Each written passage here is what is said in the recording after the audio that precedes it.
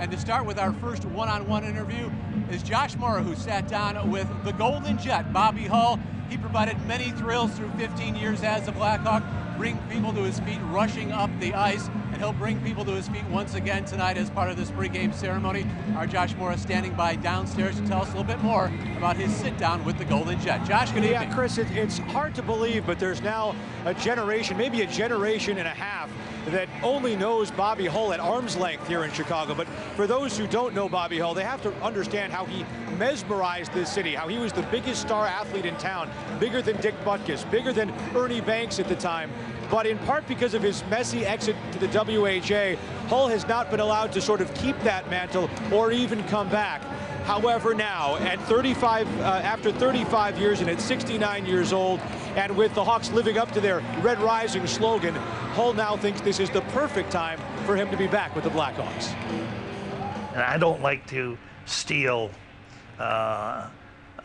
anyone else's thunder. And I know there's going to be a hockey game commence. I'm sure after we are introduced, Stan and I, we just want to let them know that we are backing them all the way, and we are proud to be a part of the Blackhawk organization again after so many years. I know we're going to have to say something. I don't know what I'm going to say. I just know that I'm very proud to be back as a Blackhawk. We're here to help them remember the roar and for them to commit to the old Indian.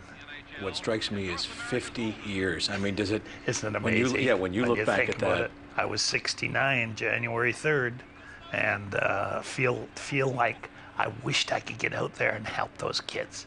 Wished I could jump into the lineup and show them the way it has to be.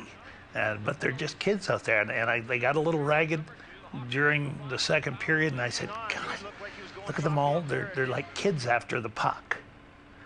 And Tony turned to me and said, well, Bobby, they are just kids, and they are. But they've come a long, long way, and the reason for that is a guy by the name of Rocky Wirtz. I never thought that a guy could turn things around so quickly as did Rockwell Wirtz. And his first move, every move that he made was the right move. And now the table is set.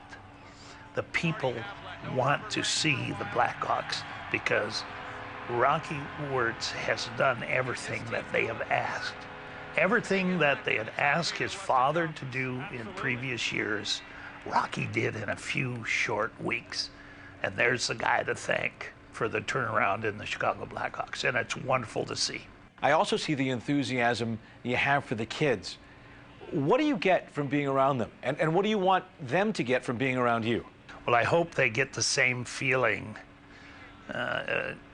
when they see me as I get seeing them. And I've always felt that youth is the way we should go. The strength is in the youth of our industry. I believe that they've got their proper guidance from the people in the Blackhawk organization. If Tony and Stan and I can add a little bit of stability to their thinking and seeing what it was like, or hearing and knowing what it was like when we played and what we have gone through, and here we are full circle back wanting them to be the #1 ticket in town. Do you think it's been bad for the league that the Hawks have been down? Regional 6 franchise should be a good one.